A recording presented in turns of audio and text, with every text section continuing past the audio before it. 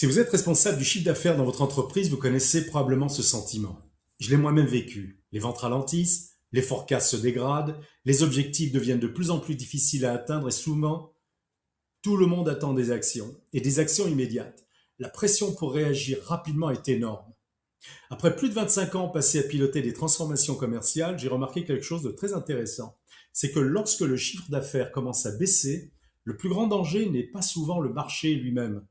C'est la façon dont l'organisation réagit. J'ai vu des entreprises transformer un simple ralentissement temporaire en un problème bien plus important. Simplement parce qu'elles ont choisi la mauvaise réponse à ces problèmes et le prix qu'elles payent est souvent bien supérieur aux bénéfices à court terme qu'elles pensaient obtenir. Aujourd'hui, je vais partager avec vous les 5 erreurs les plus communes que j'ai souvent observées lorsqu'on est dans la situation que je viens de décrire.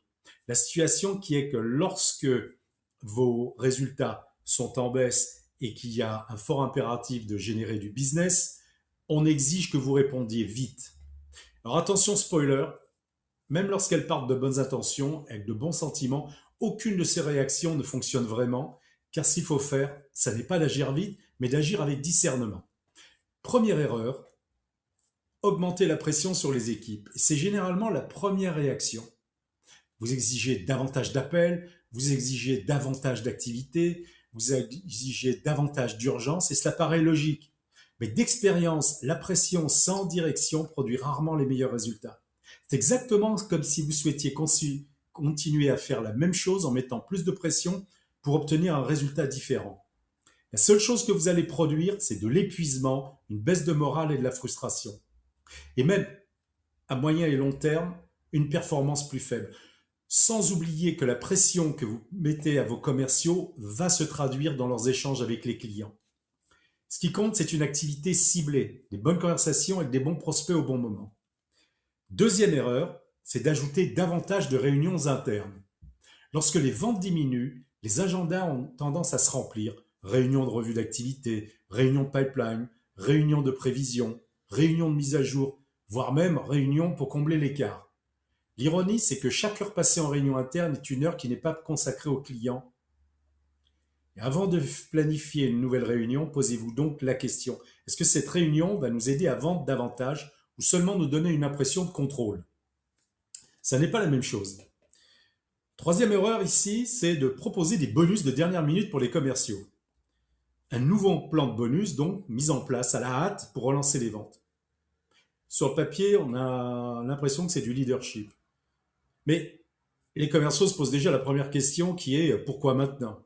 Car les incentives ne fonctionnent que lorsqu'ils soutiennent une stratégie déjà en place. Et ils ne remplacent pas une stratégie.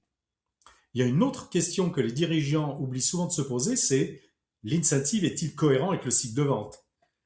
Si vous exigez de signer dans le mois des affaires pour pouvoir toucher ce bonus exceptionnel alors que vos cycles de vente sont de 6 mois, vous n'apporterez que peu.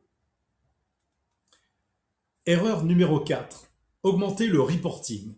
Alors, cette erreur se produit presque systématiquement. Plus de reporting, plus de tableaux de bord, souvent de nouveaux tableaux de bord.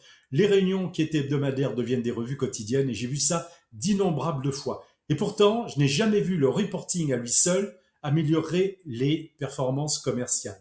Jamais. L'objectif n'est pas de mesurer davantage, l'objectif est d'améliorer les activités qui génèrent du chiffre d'affaires. Alors concentrez-vous sur la suppression des obstacles, l'amélioration de la productivité, le soutien aux activités en contact avec les clients. C'est de là que viennent les résultats. Augmenter le reporting ne fera souvent qu'éloigner les commerciaux de leur leadership en leur donnant l'impression que les leaders, le management et le senior management sont là en fait pour compiler des chiffres plus qu'ils ne sont là pour créer les conditions de succès. Enfin, une dernière erreur que je vois là encore très souvent, c'est d'octroyer des remises exceptionnelles aux clients. Le problème des remises exceptionnelles aux clients, c'est que c'est très souvent la réaction la plus coûteuse. On pense pouvoir conclure des ventes plus facilement avec ces remises. Ça peut être vrai dans certains cas, mais le problème, c'est que ce sera une décision qui sera extrêmement coûteuse, notamment à long terme. Premièrement, moins de marge. Ensuite, une valeur perçue plus faible auprès de vos clients. Des clients qui apprennent à attendre la prochaine baisse de prix. Une équipe commerciale qui finira par appuyer davantage sur le prix que sur la valeur. Là encore, et pire encore, pardon, ça se ressemble à un signe de panique plutôt qu'à une véritable stratégie. Et ce n'est pas exactement ce qui va créer de la croissance durable, en tout cas la croissance durable que vous recherchez. Alors nous venons de passer ici en revue plusieurs initiatives que j'ai vues trop souvent mises en œuvre lorsque l'activité ralentit. Et même si elles sont animées des meilleures intentions, j'ai rarement constaté qu'elles produisaient les résultats espérés. Tout cela naît de la pression qui pousse à agir rapidement, immédiatement, mais sans générer davantage de solutions, plutôt de générer de nouveaux problèmes. Dans la prochaine vidéo, nous verrons ce qu'il faut faire à la place afin de vous permettre de mettre en place toutes les conditions pour une croissance saine, une croissance avec marge et solide et qui tienne dans le temps. Parce que la solution ici n'est pas d'agir dans l'urgence, mais d'agir bien. À très bientôt.